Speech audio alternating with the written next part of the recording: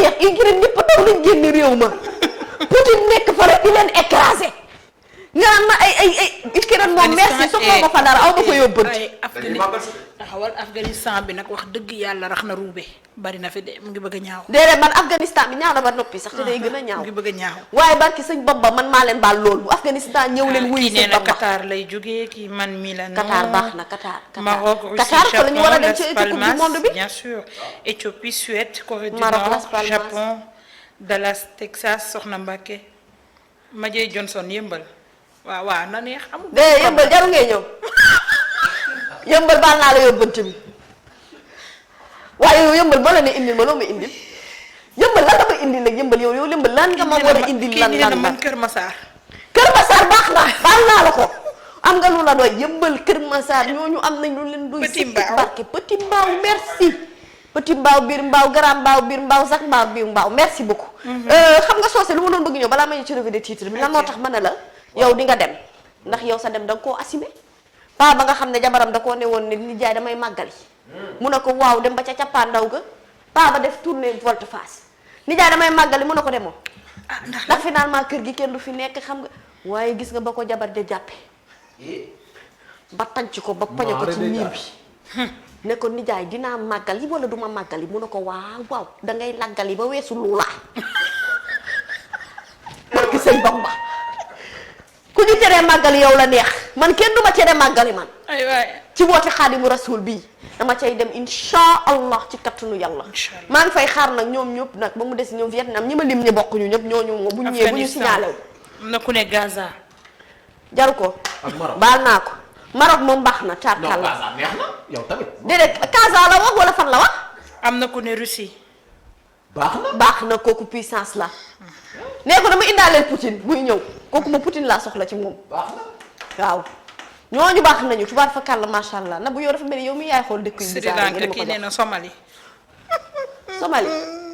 Somalie garaaw man maa leen seet si man dinaa leen seet si insha allah waa Somalie wuyul àddina ak li ci nee na safaru 2 ans kañ la bu ñu safaree rek ñi doon safar ñëpp dem tëddi dinañ safaru 2 ans insha allah wool ma Ibrahima Anne nga laaj ko kañ lay safar boo ko jotul laalal Ahmed Aïdara ba xam kañ lay safar non ñun burit yi ci télé bi ñoo leen di berneel waaw moo tax ma bëgg xam kañ ngeen di safar faaw ñu safaral leen du yàgg dara insha allah yow yaa jël engagement bi kàttanu yàlla dinañ safar lu neex nar a solde nga ni ma caaya juree ji ma fi nar a maye ci safar gi déggoo ma de ba ngeen dëgg ko dëgg leen ko rek xool insha allah caaya ak faaru mbaam ak koppati laa ilaha illallah yor sama këllu ku la ñawal loolu yu may gaa yi café ñuy naan soo dama koy commandé soose nag boo defee caay di nga gis jantal bu sol caay déggoo ma de ak yéen Madieye Johnson nee na yëmbal lay jóge dina indi café gu ñu saaf Madieye baax na jërëjëf gërëm naa la sant la Johnson Madieye yàlla dogal na ni ñun fii ñuy defee kii soriwul fi ñuy jaayee café wóor na yàlla usine bi fii la ne am na usine café bu nekk dañ lay yëppal baal nañ la lépp usine café gaa ngi fii soose Njaay koy seere gërëm nañu la sant la Madieye vraiment Madieye nga baal ñu rek ngir yàlla ñoo la ko ñaan ayca ñu tàmbali ak bés bi le jour ñëw ci enquête reddition des comptes dans les juridictions journal bi nee na les intouchables conseil constitutionnel la wax cour d'appel cour suprême mu ne ñii rendre ñu compte lu tax Badio Camara mii de ci la bokk révélation ci colère Kéba Mbaye ak création bu IGAJ créé budget de 700 millions une vingtaine de magistrats ay indemnités ak ay dossiers yoo xamante ne ba tey ña ngay nelaw yeewooguñu journal bi nee na interrogation ci vente des immeubles bu Eden Rock à plus de 4 milliards de francs CFA nag mu tuddee ko les intouchables ci la xëy tey xool leen ak seen ay robb yu xonq ñu ngi nii ba baax na rek nañ dem ci réew mi quotidien ñëw ci assemblée nationale journal bi nee na jour J-7 juróom-ñaari fan dee ci des de ñu def seenu tànneef masque yi nag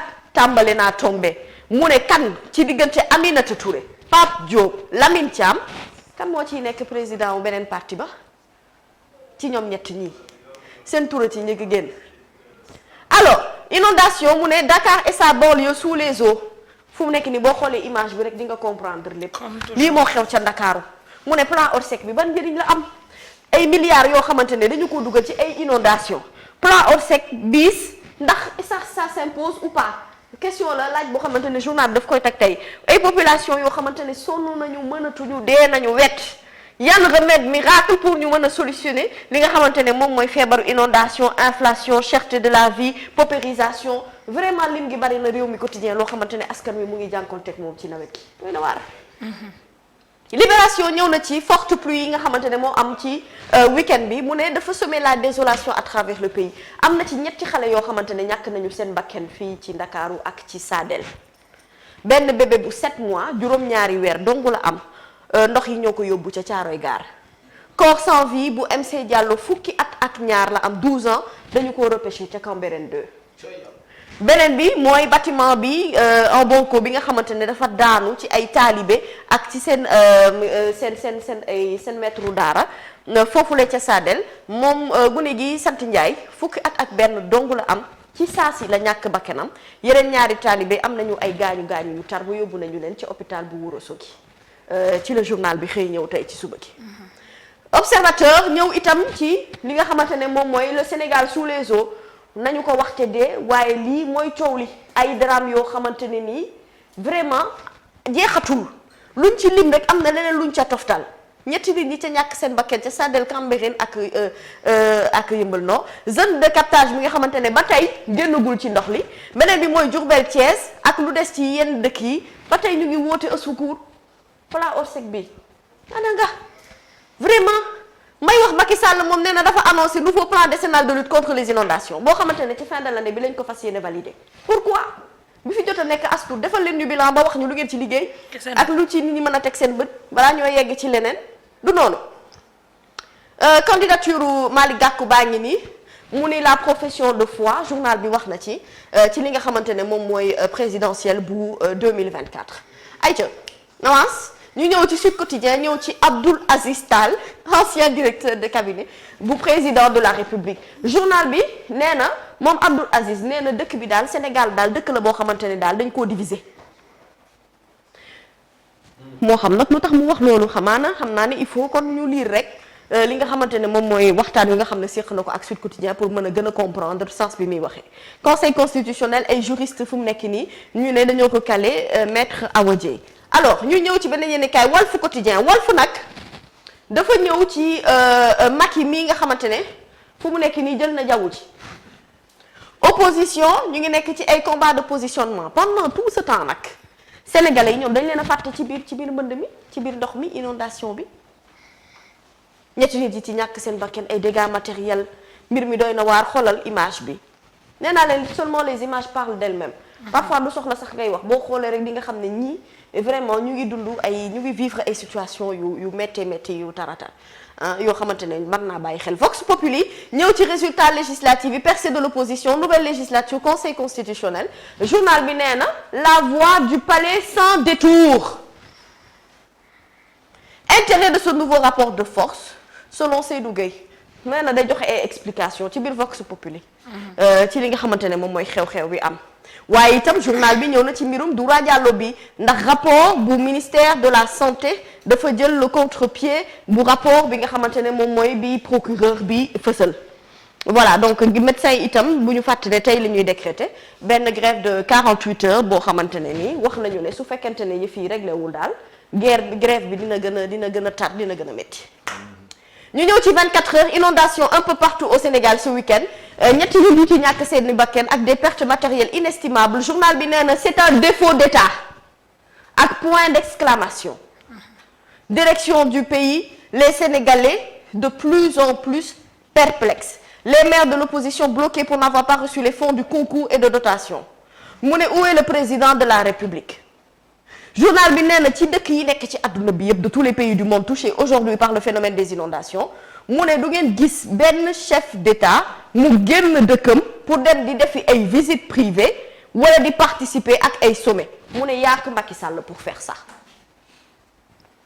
ak yeneen i poñ yoo xamante ne journal bi dellu si waat na ci. man na ñibbisi te wax ci problème inondation moom bu ñibbisee sax. dëgg yàlla xanaa bu ñibbisee rek ñu ne njiitu réew maa ngi fi de. mais li mu fi nekk lépp moom xanaa il n'est pas là depuis plusieurs années et depuis plusieurs années ñu ngi dund inondation yi en fait donc problème bi moom est-ce que présence am en tant que tel la wala gouvernement am trouver ay solutions yoo xamante ne mooy régler problème bi de manière définitive. lan la même bu fekkoon ne day ñëw indi ay solution parce que boobu ba tey boo mënu def ay solution yaakaaruma ni solution war na mën a am mais lii metti mooy yow yaa ngi tué ailleurs mais am na benn fuite bu mu am ci la situation actuelle du pays yëg na li fi xew. Pourquoi ne pas écourter son voyage ñëw masawu ñi nga xamante ne ñoo nekk ci mbënd pourtant ku soxla nguur loolu moo tax opposition bi war nañ bàyyi xel ci seeni doxalin ku soxla nguur da ngay xuus ci ndox mi fàtte xaju fi. En 2012 non pas en 2012 en 2019 bi mu bëggaatee jëlaat nguur nan la def. fu xuus ministre yi xuus keneen ak keneen xuus dugg biir Kër Massar. mais boo fekkee élection ñëwul dara ñëwul du soxla ngay xuus doo ko askan wi nan lañ toogee. leen de xam nga lu ma mën a jàpp ci njàngatu Nabou Cor gi Abdou Fall Ngala mooy ni gis nga jamono ji politicien Socé Ndiaye loo ciy teg na nga ko bàyyi xel de xam nga avant léegi mag ñi dañ daan fàtte di naax gune yi naaxatu gune yi léegi dañoo toll ci foo xamante ni lépp dañu ko enregistré ci seen boîte vocale bi nekk fii carte mémoire la waa kay dama doon waaj a wax sa MP3 MP4 bi nekk fii booloo dawal lu ne bu subaa ñu tegalaatal la ko comme film ne la kaay lii fii la ñu fekk ndax 2019 dëgg-dëgg yàggul nag te war na koo mën a yëg xam nga lu tax war na koo mën a yëg bu demee ba la soleil titre ko koy yëg ko mais yëg na lépp mami déggoo ma de oh nag bu dee may dégg yëg nañ lépp dama ne moom ala kulli yàlla dina ko dégg ndax tey la soleil da cee wax lii événement la di yow lu mu daawul def soleil nee na conséquence des fortes pluies du week-end au Sénégal mi Samb yaa xam bay bul nee na 3 morts kon soleil xam nga lii ak 208 sites inondés compté nga ko. yow soose loo def yow soose woo ma yaa soose yow soose yow nekkati yow soleil bi lu mu def yow kon soleil tey génn nga sàddi ñeeri soleil tey de damaa kontaan ci yow di nga jar de ñaar fukk ngay jar. mbark yu moom sax 200 lay jar moo gën a seer yeneen journal jar na ko ndax yow au moins compté nga ñu sites yi wax ñu 208 sites la yu inondé. tubaab fakal macha allah. li nga ci teg ci suuf nag du ma ko wax parce que day yàq lii. dëgg la loo tiitre mu rëy lu ne rek dëggal nga ci benn calmant paracétamol. mais xaaral quand même ñu ngi jéem lii yëpp am na waaye visite ci Arabie Saoudite chef de l'État exprimé na compassion am de nekku fi waaye wax na leen ne maa ngi leen di gunge maag yéen a ànd ñu ngi naqarlu. Soleil nee na système de pompage sax xoolal dafa limité dégâts yi lii am na 208 yi mais système de pompage bi quand même limité na dégâts yi ca Kër Massar waa Kër Massar kon xanaa benn la ci 208 yi boo ko génnee mu des 207 waaye ba tey baax na Soleil kontaan naa ci yow tey daal vraiment dëgg ba jël photo Soleil nag tey da ngay jar nag parce que Soleil tey la nga tiitre baax na sa image baax na. yow doo yaa xam bay. lii ku ko xool xam ne c'est pas après la pluie c'est le beau temps lii moom du beau temps tubaab fakal te yow soleil yow mii kontaan naa ci yow trop. bu leet la soleil teel a jóg. soleil laa ci yeewul de. dafa ñeme biddanti. bu leet la soleil teel a jóg. kaay ma wax la journal yi jaay ci Sénégal yëpp soleil yi ci gën. man à partir de dorénavant jusqu'à désormais soleil rek laay lire. soleil bu ko neexee suba xam nga seen di ñëre la demoon. bu ko neexee na ma yóbbu Petersen amul problème. mais est-ce que yaa xam nekkul àndut ak président ci visite ba tamit. loolu yëpp na bu dangaa bëgg a ruubee sama xel mi. soleil daal tey liggéey na lu rëy tudd naa ko lu rëy 200 lay jar dem leen ngeen jënd ko. yaakaar naa ni nekku fa. mooy quotidien national yaa ngi dégg. doo ko woon ndax di nga ko jot jotoo boîte. moom yaa daa tukki. waaw dafa mel daal yëguma ko de. na boo ko wax. non damay laaj rek. xëy na lii dañ ko bind ci ginnaaw. fit gi nga am léegi. gis naa fay Abdou Fall ak Yoro Dia je pense gis naa leen ci ginnaaw président. man damaa defoon yow da ngaa dem sax. daf ci am benn borom nel boo xam ne da ngeen mburu yéen ñaar pour man yow la. maa defoon da ngaa dem. reportage foofu te yëguma ko. man de maa ngi nii saa Gossas maa ngi ne tàjj Ndakaaru di dugg lu sama nekkul rek. L'Indépendant ñëw ci inondation yi mu ne vraiment c'est le cauchemar des Sénégalais vraiment Sénégalais yi sonn nañu Conseil constitutionnel Badio Camara l'homme de main de Macky Sall au sommet de la justice sénégalaise lii problème la lii rek problème la l'homme de main du président de la République Macky Sall au sommet de la justice est un problème lii rek problème la. ah bon xam naa ne daal gis nga ñun suñu réew yi nag yow kii mami ni ñu ko tëggee. lu bëri war nañ koo changer ci réew mi. du bare war na soppeeku ci réew gis nga nii. ñoo war a indi suffisamment de contre-pouvoir ci président de la république. ba lu mu bëgg a def ci constitution du ko def. conseil constitutionnel lañ ko tuddee constitutionnel. da pouvoir yëpp lañ leen war a jox pour que njiitu réew mi bu bëggee wàcc yoon ñu ne ko sa waay. te ko waatal ci yoon bi. vraiment. mais nag comme juróom-ñaar lañ te ñeent yi moo leen di tànn aussi loolu rek c'est problématique. yaa doon laajte Ousmane Sonko yow na bu nee nga da nga koo namoon Sonko ngi Sonko ma nga ca chevet opposant tchadien succès Masra xam naa da koy woo téléphone nga mais waa ji li ñu ko bëgg a def dafa garab xam nga doomu Idriss Déby bi yow man daal Afrique. leer Afrique oui ma expliqué ñu. man yow sa baay nee nañ ko dictateur la woon. sa baay mi faat. waaw nee nañ ko dictateur la ngaa la bu ree yow ngay xale bu tooy xepp. France jàmb la teg la ci bopp réew mi au lieu nga sellal. changer. gis nga waa ji Ousmane Sonko di wallu nii dañ koo ndar kepp donc ay plus de 200 et quelques militants. yoo xam ne fañ newoon dañ leen a ndar kepp. mu dund mënta àgg ci ñoom du fajkat du journaliste du avocat. ndax lan du kenn. waaw ndax lan. mais forfaiture rek. jaay doole kepp. Afrique parce que c'est le principal opposant waa ji dafa def benn dialogue populaire boo xam ne moo gën a siiw sax dialogue président bi. Mbadou mooy seen Ousmane Sonko. mooy seen Ousmane Sonko boobu. bàq yonent bi mu dem def solidarité de corps. maanaam ci kaw gàttal waa ji mooy Ousmane Sonko Tchad. barki sëñ Bamba. te gars yi nam la nag ñoom ñaar ñii. léegi ñu bëgg koo faagaagal. mu dem jàppale ji ko. gars yi nam la. laay ay yéen Sonko mi yemoo ci guerre fii da ngay guerre fee. dëgg la suñu réew yi da ngay waaru de yow kii. doy na ah. Tchad booy bi xoolal booy bu ndaw a ko yor xale bu tuuti moo jiite Tchad. mais quand même sellal la doxalal. vraiment.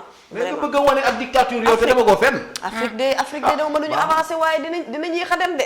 dëgg tant que ñu ngi bëgg di jaay doole di néewal doole di mettital ñi moom li ñu nekk dinañ ci yéex a jóg. Direct News dafa ñëw ci candidature bi ñu doon waxtaanee sànq ci présidentielle 2024 acté journal bi nee na Malick Gakou étalé na li nga xamante ne moom mooy ay conviction am.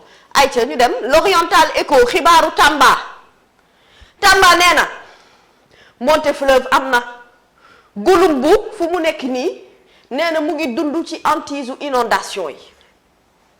population ak producteurs yépp fu mu nekk nii dañoo croiser les bras ndax amuñu ay moyens waa Tamba vraiment jërëjëf ci journal bi parce que dañu permettre ñu am actualité bu foofu ca Tambacounda te xam nga ne lii rek kaala lu nit ñi war a régler dans l'urgence ah du noonu. alors Dakar Times mu ngi nii Malick Gakou ngi leader bu grand parti candidat boo xamante ne déclaré wu na ci présidentielle 2024 Malick Gakou nee na le pays va mal man ma yokkal la ci le pays va très mal. waaw alerte quotidien inondation dans la capitale sénégalaise mu ne ginnaaw la pluie Dakar renoué na ak li nga xamante ne moom mooy mauvais temps ma Dakar sax li muy jóg ci mauvais temps est-ce que bari na parce que Dakar bu tawul mu ngi pënd bu pëndul mu ngi poussière bu poussière mu ngi tilim bu tilimul am na c'est-à-dire que Dakar moom man na ma ne est-ce que capitale bi duñ ko jéem a toxal yóbbu ko feneen ba xam. delloo ko ba situation bi changé. ma ne ko delloo ko Saint-Louis ba xam. waaw amul problème kon nañ xaar BRT bi pare bu BRT yi pare dinañ am ay pont yu bees. xëy na bu ñu amee ay pont yu bees dinañ am ay département yoo xam ne fa la oto yi di daw xam nga BRT bi moom fu mu nekk daw mooy ministre bi département yi mooy tali Alex yi nga xam ne ñoo nekk ci wet wi ak pont yi après ñu xoolaat yëf yi en tout cas loo ci mënti dégg soo sa njaay orsec bii daal comme coup d'épée. mais jaruñu lu bari en fait jaruñu lu bari gis naa démb Antoine mu soli botam ndeysaan maa ngi ko yërëm. waaw dafa wàccoon ci kii bi. dafa demoon seeti leen ndeysaan moom ci boppam il a constaté que. gis nga yàlla daal moo aay. suñu borom. day bàyyi nga fóot ba mu set weer mu naaj bu saf saf ba ngay espérer jékki-jékki rek taw affaire bi tooyaat xepp loolu moo leen dal ci plan Orsec bi ñaanuñu ko woon yàlla parce que ñi ci nekk aussi vraiment yéenewuñu leen ñu ne ci benn jafe-jafe. mais Orsec bi moom échoué na fii. léegi nag xanaa bu ñu koy jiñ ko yàlla xanaa waaye daal. yàlla. li journal bi wax rek c'est un coup d'épée dans l'eau. yàlla kat ñoo ko ñaan baawu naan mu may leen baawu naan te baawu naan moom la ñëkk a bëgg fu mu nekk nii. xam nga inondation yow Nabou. waaw xoolal arène nationale bi. gis nga dafa am loo xam ne dafa laaj ay infrastructure yoo xam ne. yu ama am solo. gis nga arène nationale fu ñu ko tabax ndox bi doon taa foofu yépp léegi ci biir kër yi nit ñi lay dugg. wóyul soose wóyul. muy lu doy waar loo xamante ne même télé bi évidence dafay dëggal li ngay wax nii. Antoine ngi nii dem ndeysaan pato jeune ba ma yërëm ko. massa jom massa. gis nga arène nationale bu ma waxatee ñu ne li mu dëkk Pikine moo tax lu dul problème yokk ko Pikine. non lu dul problème yokk ko fa. problème kese la yokk askan wa fa dëkkee. dañ koo tóoj mën nag lan moo tax ñu indi ko fa. pax la woon. kuñ tóoj. arène nationale dañ ko tóoj. soo ko tabax. ce qui veut dire que ndox mi doon daje foofu di taa yépp léegi ci biir kër nit ñi lay dugg. te amul li ko wër amul système de drainage bu efficace boo xamante ne ndox mi bu ñëwee da koy wéyale. drainage moom fii moo bu ñu def ci dictionnaire taw waaye bu wisee sax mu taa bu wisee rek mu taa. définition bi ci dictionnaire bi rek nga koy gis moom drainage. dafa mel dafa am problème fii ci réew mi. drainage nga mën a tabax infrastructure bu mel noonu te boole woo ci système d'évacuation des eaux de pluie bu efficace. mais loolu moo gën a primaire wax naa ko même booy def ci tabaxum tali ak leneen ni mel maanaam ci étude de sol bak yeneen ni mel nga war a xool yow drainage des eaux problème assainissement fu ndox bi di loolu yëpp lu nit war a calculer bien avant ngay entamer ay projets. on ne prend pas le temps d'étudier les sites ndax tout simplement dañoo bëgg a teg projet lundi mardi mu pare à des fins politiques loolooy dëgg. ils ont besoin de résultats dañ ko fiy teg projet bi. prix dip mu pare ñu am résultat dresser un bilan pour convaincre. barki sëñ Bamba. diriger c'est pas pour convaincre liggéey pour sa askan la mais la plupart de nos dirigeants ils sont là pour convaincre pour am beneen mandat. mooy suñu problème amaguñu koo xamante ne dafa bëgg réew mi bëgg koo liggéey te yàlla rek tax loolu rek lañ soxla lii rek kay suñu problème. alal yow alma mool yow ma tóoj na bu koor mii yow journaliste xale yaa ngi nii. liggéey xale koy def ndekete. dëgg la xale yi jàpp ci xale jox ma décoré ko. Sam bàyyi ma dama feebar. jox ma décoré yow jox ma décoré li. indi décoré na ma lu baax. maa la décoré mburoog beurre bii barkeel bi ndekkil boo maree it naanal. waay journalisme xale koy def waaye Socé Ndiaye Pa Assane Ndabou Koor. am na internet bu ne ma déedéet. ñun màgget rek. ngala journalisme xale koy def la ko rek dama koy xaar. barki sëñ Bamba yàlla la yàlla fal cat. kaay ma wax la. gune réew mi ni lañ mel nag na bu ngeen gis ñi nekk ci koñ yee gën a garaaw. mais ñoo gën a mënuñoo fàtte dara lu fi xewoon mën nañ la ko dellu si waatal. na bu li nga analyser attanoo ko du sa âge. dee koy wàccee ci sa niveau ndax mu xat ci bopp. mais c'est très normal man saa yu ñu tuddee bëgguma sax ku ko fi tuddee ci arène nationale ma yem. parce que tout simplement loolu la Pikinois yi di dund. man xaw naa ko sori tuuti mais ña fa dëkk loolu la ñuy dund. dëgg la de. mën nañu dëkk à chaque fois ñuy wax les mêmes problèmes. on a besoin d'un projet nañ ko étudier site bi étudier fan lañ koy def ak bu ñu ko fa defee ban rendement lay am ci population ba waaye loolu yëpp defuloo ko ñëw teg mu indi jàngoro bu xawma faj bu jur jàngoro saafara bu jur jàngoro. nañu wax ci dëgg. te li ñuy def yëpp xoolal stade Abdoulaye Wade. ay politique. politique dafa doy waar sama copain Amadou Diarra. li muy wax ni Jara da koo jooy ba tëdd ci naaj wi waaye day Jara de saa yi maa ngi jégalu nag dem nga ci Macky.